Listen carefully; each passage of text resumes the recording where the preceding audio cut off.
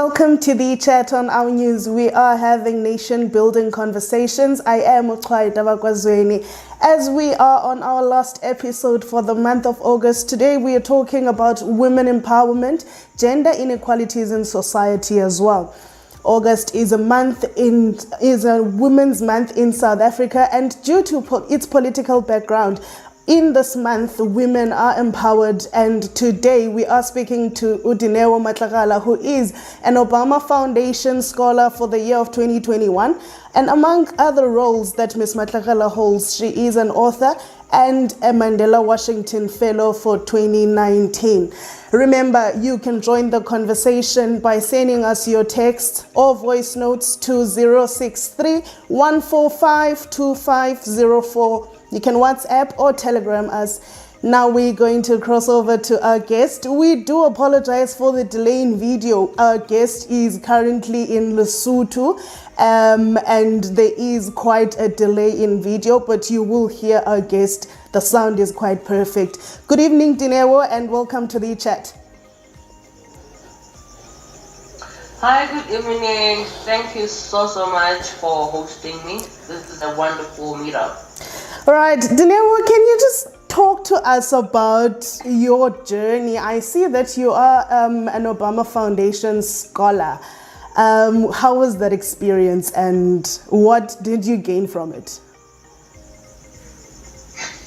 Okay, so just in short, as briefly as I can, I'm a women's rights activist and the founder of an organization called Baradi Foundation. And in Sesotho, Baradi translates, well, in English, when you translate in Baradi, it's daughters. So through the work that I have been doing with the project, I was able to be selected among the 12 globally to be accepted into the Obama Foundation scholarship. So everything that I applied by was what I had covered through my work for the past 10 years. Right. So yes, when we got there, the program itself runs for 10 months. And people from different walks of life combine together at Columbia University, whereby the tuition fees and everything else, and the fees for just staying and, rent, food, have a bit of an allowance. Mm-hmm. It's all catered for by Obama Foundation and Columbia World Project. Mm-hmm. So what they do is you take for a minimum of 3 and a maximum of 4 courses per semester. You get to choose which courses that you want to undertake, which are based and will be more profitable to your career path. So the entire time I was back to being a student, something I hadn't done in a while, and the culture shock hit me like a cold front. It was terrible. The university itself, oh my God, the city, Lord Jesus, the city. They don't play when they say if you make it in New York, you've made it in life, because it is so stressful for someone who came from a small place like me. But I always told them that I feel like New York is Johannesburg on steroids. So I'm a small village girl. It was a lot for me to take in. So, but also there were other benefits. There were so many other benefits. But yeah, generally we had the academic part of the program. Like I said, where all the courses taken in Columbia University, and then Obama Foundation itself has its own modules on leadership. So you do the academics and then you do the leadership learning as well. So that is what encompasses the program basically. For 10 months, that is what you do. You get introduced to this huge pool of people you can learn from your field. They connect you. Some you have to find yourself, and the organization just connects you to them and create this massive network that will help you grow beyond the program. Right. And I see that you are also an author. Can you just give us a brief explanation or a brief review of your book and what it's about? Okay, so I have authored two. The first was a personal story of mine about my struggles, my journey with infertility. Right. And the reason I wrote that book was, as an activist, women's rights activist, sexual reproductive health rights, I also advocate for the Lesotho to legalize abortion so that it's done properly in a safe space, and all the health procedures are taken care of properly for people who need to access those services. So when a woman who has been married for I was married for 7 years then, who had been married for 7 years and is without a kid, but is advocating for people to have the freedom to have abortions if they feel they need to. Stories sparked. It was taboo for me to talk about that. People just started digging into my personal life, finding out how come I've been married that long, I don't have kids, and all the struggles that I had gone through, all the things that I had enjoyed came into light, but so misrepresented. There were rumors that the reason I can't have my kids because while I was in college, I was busy living a promiscuous life. I've had over 6 abortions, and now my uterus is torn into pieces and cannot keep. Things I was so shocked to learn about.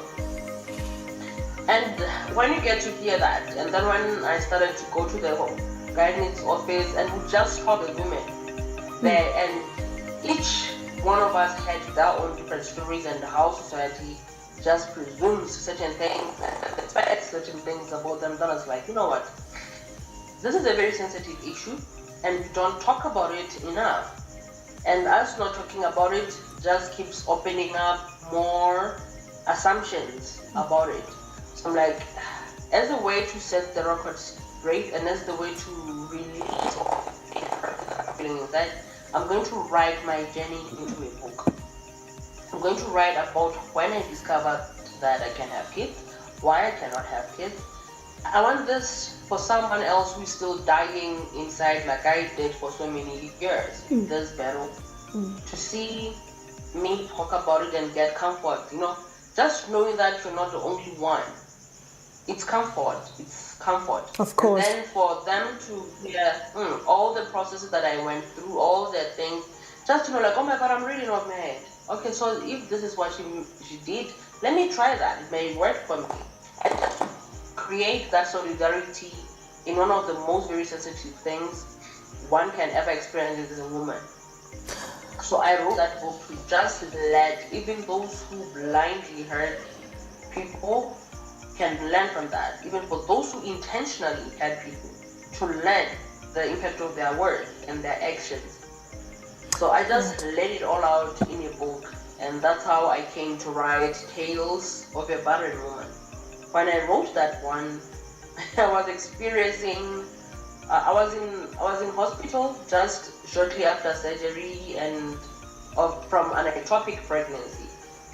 So I was like, oh my God, one of those moments is like, the things I've been through, I can write a book. So I started like, okay, let me just write, let me just release, let me just write until I was done, and there's so many pages that I was like, you know what, I'm going to publish this. Right. That was my first book. Okay, sorry to cut you off there, and because we don't have much time, we have load shedding in South Africa. Our lights are going off at 7 o'clock. I just would like to chip in there, because we are talking about gender inequality as well as women empowerment today. You mention your struggles with infertility, and you do mention that you were married. Now, I need to understand what is it that society does in a situation where a man is now the one who is infertile, and they are not aware because it's always the woman who's in the wrong by standards of society. How do we deal with that as females and as human beings in society? I'm going to answer you based on the experience that I've gone through in that regard. All right. So, as it turns out, culture actually acknowledges that men can also be infertile. However, they just find it more fitting to expose it more of a woman's problem as opposed to something that can affect a man as well. Because throughout this entire journey, we find ourselves struggling to find this and that.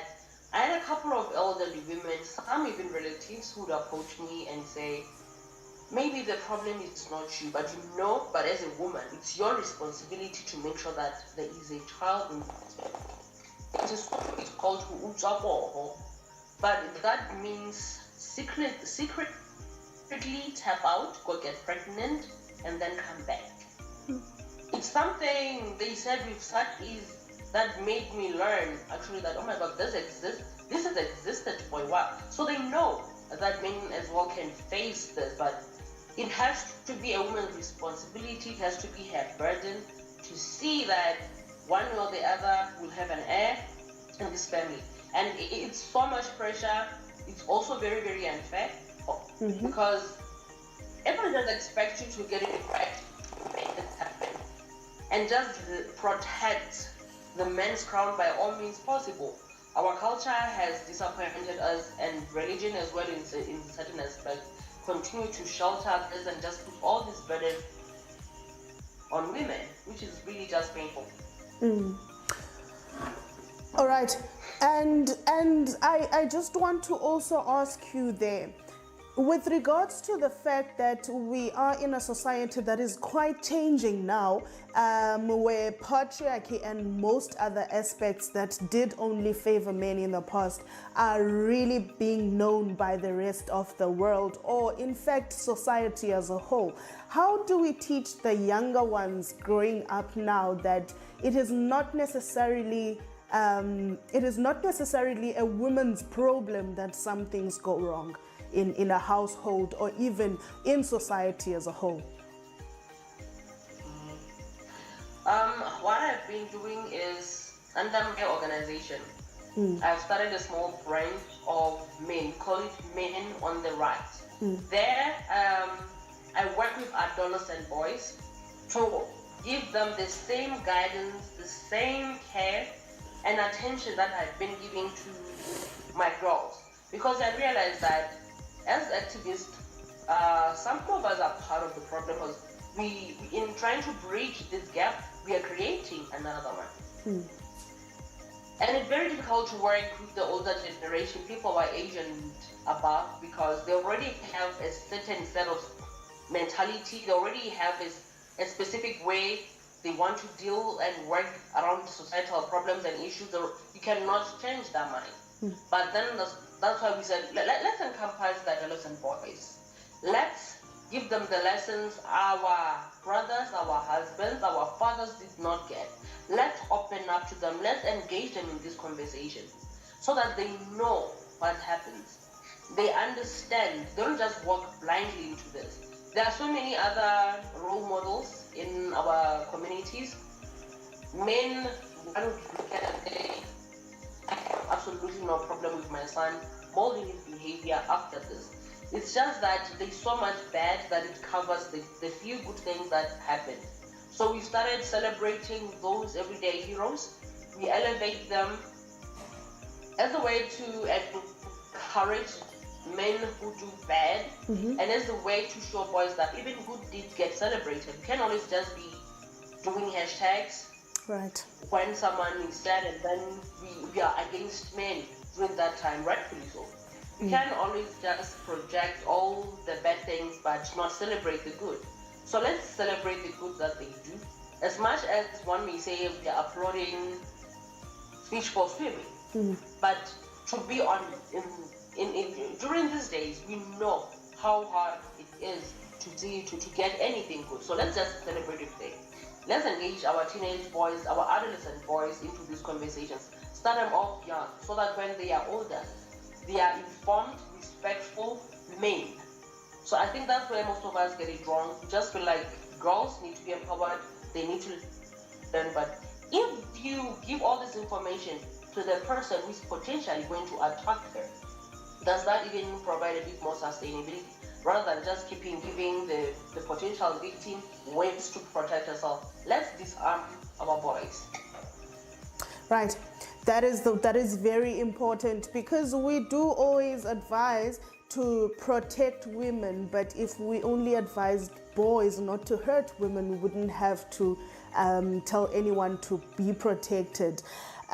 Just in this 3 minutes that we have, can you just tell us, how does gender inequality affect women's access to healthcare and reproductive rights, especially in your country, seeing that you guys have not even legalized abortion yet? Everything we do, and when you take this matter to parliament, the first thing you're going to be told is that Lesotho is a religious country. It is a religious country. But they only think of that religion when it's sweet, certain things, especially men. Culturally, a woman cannot speak up to her husband and say, okay, we cannot do this, I don't want this many kids, I don't do this. It's not negotiable. He is the head, you have to bow and accept everything that he says. If you don't follow, you're taken to the law. So as far as health access, as far as health is concerned, it is terrible. Women do not, some of them are even afraid to admit to the husband that they're using their own contraceptives, because when they do, it becomes a problem. So many cases where women are not allowed to use contraceptives by their in-laws, by their husband. Your own body, but you cannot control how many kids you want or you don't want. And then if you have kids of the wrong gender, it's yet another problem. And there's so many cultural things that just allow men to be promiscuous and do whatsoever, but force women to be contained and take everything as it comes. This then means that we have a lot of women, more women than men, are living with HIV and AIDS in this zone because of all this. And even accessing those ARVs, you can go to the hospital and start getting your medication without your husband having been involved, right? Because if you test positive and you're married, automatically they ask you to bring your partner so that if they need to start medication, they can get it as well.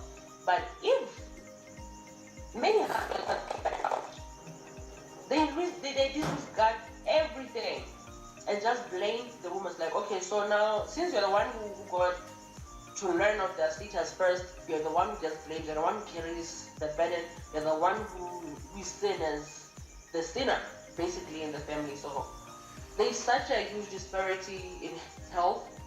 Women do not have autonomy over their own. Okay. It's very difficult to access health centers here. All right. Okay. Dineo, we unfortunately have to let you go because of time, and it is 7 o'clock now. We are load shedding in any minute from now. We do appreciate your time, and we would like to continue with this chat as soon as we can. We do thank you so much for availing yourself, and to the viewers, we appreciate you for watching, and please tune in next week, Tuesday. The chat of OurNews will be on your screens again. Have a good night.